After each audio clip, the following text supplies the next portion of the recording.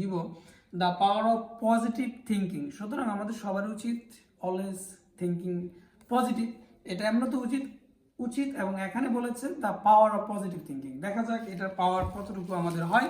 দ্বিতীয় যে বইটা এটাও same, the power of self confidence. আগেটা ছিল the power of positive thinking, এখন হচ্ছে the power of self confidence. এটাও খুব গুরুত্বপূর্ণ বিষয়, সেলফ কনফিডেন্স।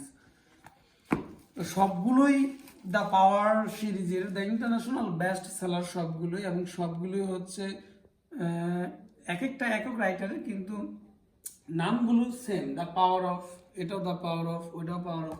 তো এটা হচ্ছে the power of your subconscious mind, the power of your subconscious mind. এটাও কিন্তু একটা ইন্টারন্যাশনাল বেস্ট সেলার বুক। এটা ইংলিশ ভার্সন, অরিজিনাল বইটা আমাকে একজন গিফট করেছিল।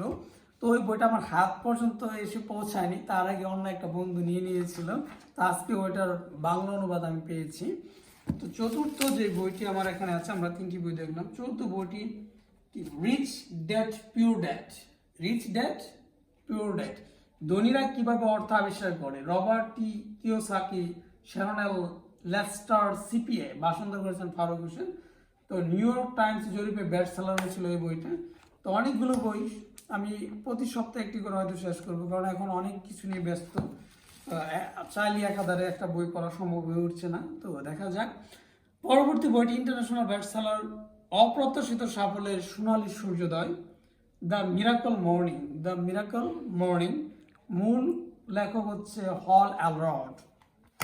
সবগুলো পেপারই ভালো, ওই পেপার ভালো দেখে এটা মূলত নিয়েছি। অনেকগুলো হয়ে গেল, 3, 5, 6টা, এটা 7 নাম্বার। রোড টু সাকসেস, এটা আমি আগে একবার পড়েছি এবং আমার স্টুডেন্টের বাসাতেও এই বইটা ছিল। সমৃদ্ধি ও সুখের classic guide, Napoleon Hill, road to success.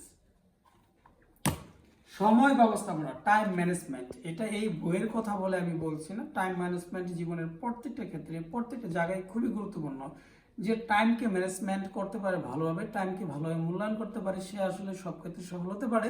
এবং আমরা অনেক সময় বলি কি একটা লোক এত কিছু কেমনে করে, কেমনে পারে, কিন্তু আসলে ঘটনাটা ওই জায়গায় না। ঘটনা হচ্ছে টাইম ম্যানেজমেন্ট। এই যে আমি ভিডিও করছি, ভিডিও কিন্তু প্রত্যেক দিন করছি না। এখন কেউ যদি ভিডিও দেখে ভাবে সে ভিডিও করে, চাকরি করে, লেখাপড়া করে, এতগুলো কেমন করে, কিন্তু এই যে টাইম ম্যানেজমেন্ট, ভিডিও তো প্রতিক্ষণ প্রতি সময় করছি না, এটা একটু বুঝতে হবে। যাক, টাইম ম্যানেজমেন্ট খুবই গুরুত্বপূর্ণ বিষয়। লিডারশিপ, বর্তমান সময়ের খুবই উল্লেখযোগ্য বিষয় লিডারশিপ। বিশেষ করে প্রাইভেট সেক্টরগুলোতে, প্রাইভেট জবগুলোতে লিডারশিপের উপর খুবই গুরুত্ব দেওয়া হয়, খুবই গুরুত্ব দেওয়া হয়। তো ব্রায়ান ট্রেসির এই বইটি, লিডারশিপ, নেতা জন্ম নেয় না, নেতৃত্বের গুণাবলীর মাধ্যমে নেতা তৈরি হয়। চমৎকার একটি কথা। আমরা আরেকটি বই দেখছি, থিঙ্ক অ্যান্ড গ্রো রিচ, ভাবো এবং সমৃদ্ধ হও, নেপোলিয়ন হিল। উন্নত চিন্তায় অর্থবিত্ত ও সফলতা অর্জন। আমাদের পরে যে বইটি আছে, ইন্টারন্যাশনাল বেস্ট সেলার জন সি ম্যাক্সওয়েলের how successful people think. How successful people think, পৃথিবীতে সফল যারা কেমন করে ভাবেন তারা। সবগুলো বই আসলে আমাদের মানে কি বলে, অনেকটা মোটিভেশনাল বই বলা চলে, এগুলো ইন্সপিরেশনাল বলা চলে, এবং বাস্তব জীবনের জীবন ভূদের কথা এই বইগুলোতে আছে।